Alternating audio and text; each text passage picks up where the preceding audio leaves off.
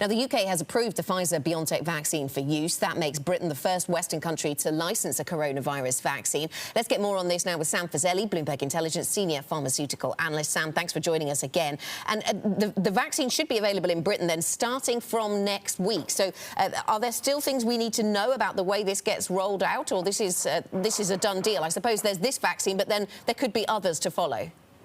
Yes, absolutely. So the next one that we'd be looking forward to hearing from is obviously Moderna and what happens with the AstraZeneca vaccine. So I suspect that the Moderna vaccine, which is less important to the UK because we've only ordered 7 million doses of it as opposed to 40 million doses of the Pfizer-BioNTech vaccine.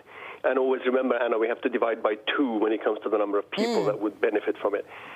So then the next question is what happens with AstraZeneca's vaccine, and we're expecting to see a publication of that data so that we could analyze it better. Yeah, so that's the time frames for the UK. In terms of the Pfizer-BioNTech rollout elsewhere, are we expecting other regulators to do just as the UK has done this morning very soon? Yeah, given that we believe that the MHRA, the UK regulators' processes are pretty much the same as the FDA in terms of the review of the data, and the European Union, and they've all been involved together anyway while this vaccine has been in development. There's been lots of communication from what I understand. So the expectation would be that the FDA is within the next 8 to 9 days. I mean, it depends how you count a day. And then European Union apparently is going to do it by the 29th of December. But frankly, within the range of a week or two, it's irrelevant.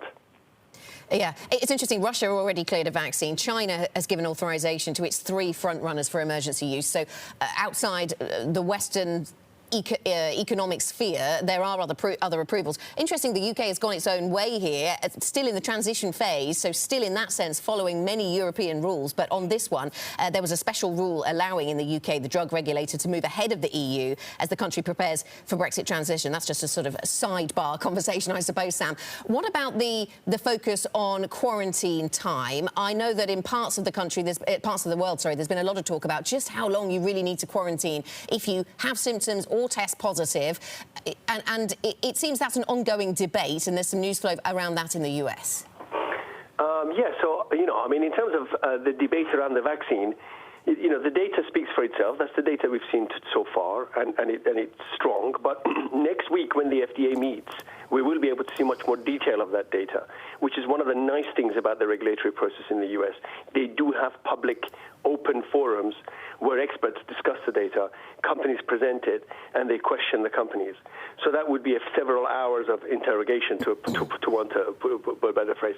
And back to your point about China and Russia, we have not seen phase 3 data from them, not even in press release form.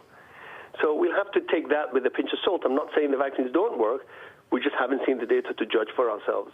So, the expectation is that we'll learn a lot from the FDA process when it comes along.